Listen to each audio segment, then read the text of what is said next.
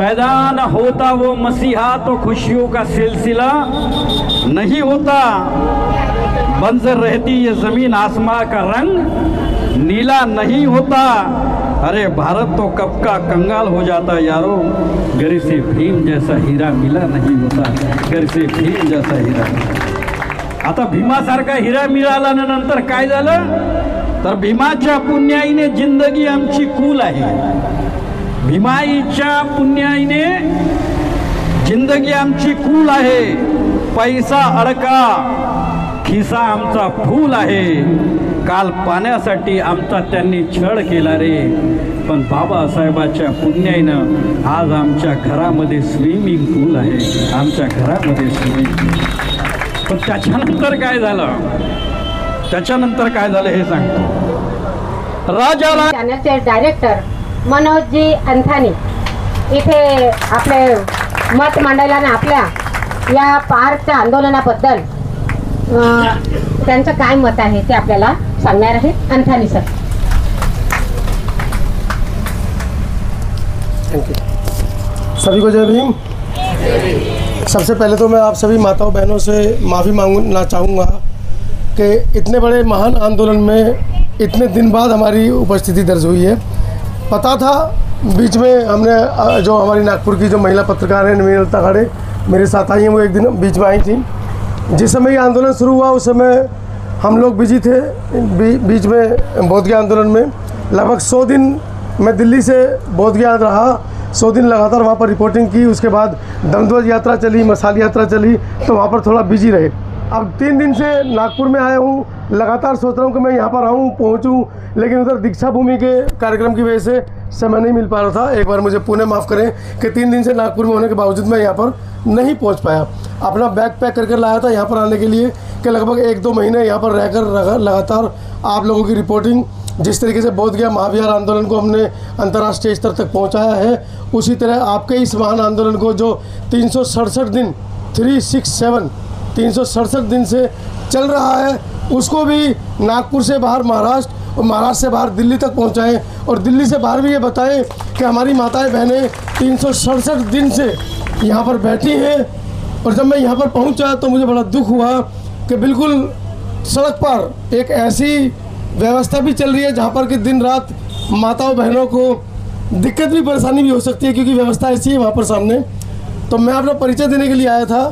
इतना ही मैं कहना चाह रहा हूँ कि समता आवाज़ टीवी दिल्ली से मनोज अंथानी आपका बेटा यहाँ पर आया है, और जिस आंदोलन से वो जुड़ा है उस आंदोलन को उसने अंतर्राष्ट्रीय स्तर तक पहुँचाने में कोई कसर नहीं छोड़ी है।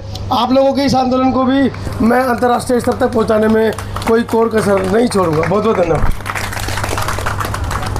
हे आंदोलन आपलं समजतं आहे। आपण आताही बोलता बोलता डोंगरे साहेब म्हणाले की तुमचं आंदोलन ते आपलं आंदोलन आहे, सगळ्यांचं आंदोलन आहे। तर आपल्याकडे मुंबईवरून आलेले सोनवणे सर आपलं मत व्यक्त करतात आहे आणि ते त्यांचंही आपण ऐकूया।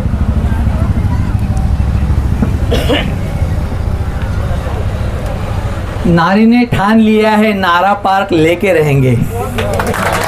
बहुत बहुत धन्यवाद नारियों को। भारत भूमि के नारियों ने क्या क्या हासिल किया है ये सब आप लोग जानते हैं, आणि बाबासाहेबांची स्त्री काय करू शकते हे सुद्धा आपण पाहिलेलं आहे।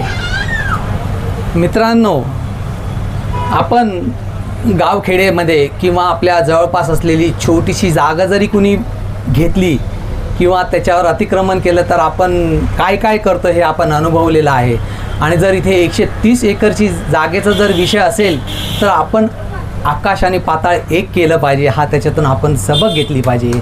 कारण स्वतःची छोटीशी जागा जर देत नसेल आणि ती जर समाजाची असेल आणि आपल्या हक्काची असेल तर आपण ती बिलकुल सोडली नाही पाहिजे। दुसरी गोष्ट, आता इथे जे काही 365 किंवा 66 दिवसापासून आंदोलन उपोषण चालू आहे, तर याचं जे फुटेज आहे, याचं जे कव्हरेज आहे हे रोजच्या रोज गेलं पाहिजे।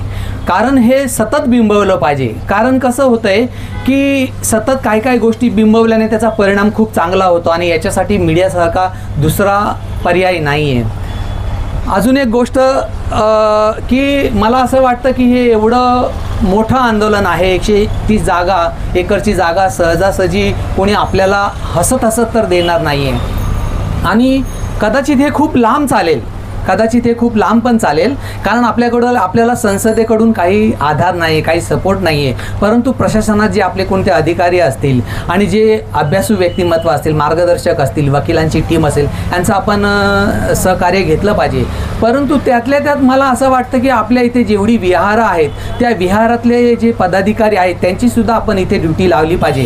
कारण मी आताच 1-2 ठिकाणी चौकशी केल्यावर मला असं कळलं की फक्त इथे उपोषणकर्त्या फक्त महिलाच आहेत. म्हणजे या जागेवर काय सगळा महिलांचंच असणार आहे का, पुरुष नसणार का? उलट अशा ठिकाणी जे काय आता यांनी प्रतिपादन केलं 130 एकर जागेमध्ये 5, 10, 15 एकरमध्ये काय काय नाही होत. आता 130 एकर जागेमध्ये काय काय होईल, प्रचंड जबरदस्त असेल. आणि ते आपल्यासाठी नव्हे तर आपल्या भविष्यात येणाऱ्या अनेक पिढ्यांसाठी असेल.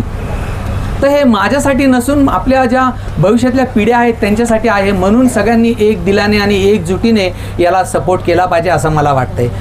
दुसरी गोष्ट, आंदोलन खूप लांबपर्यंत चालवायचं आहे तर पैसा पाहिजे आणि वेळ पाहिजे.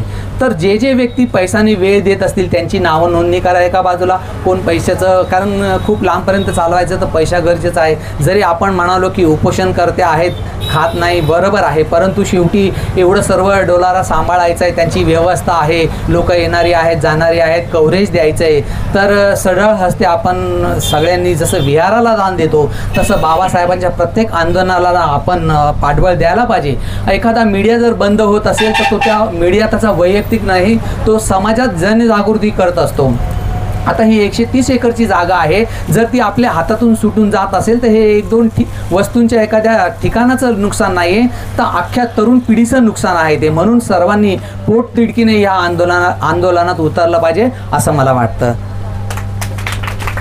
दुसरी गोष्ट, आपल्या घरातील जर तरुण मुलं आणि तरुण मुली जर आल्या तर साहजिकच त्यांच्या मनात हा प्रश्न उद्भवेल की इथे काय चाललेलं आहे. त्यांनाही जाण होईल.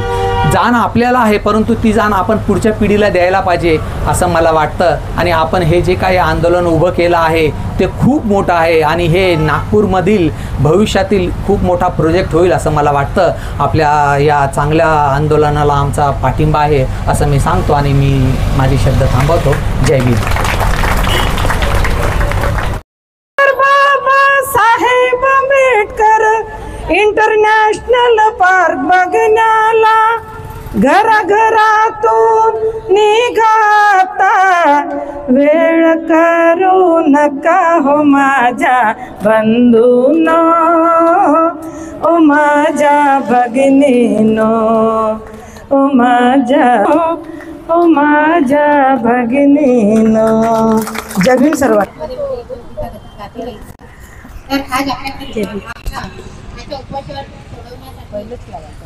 अरे आता त्यांनी काढलं सर्व, शेवटचं निघालं.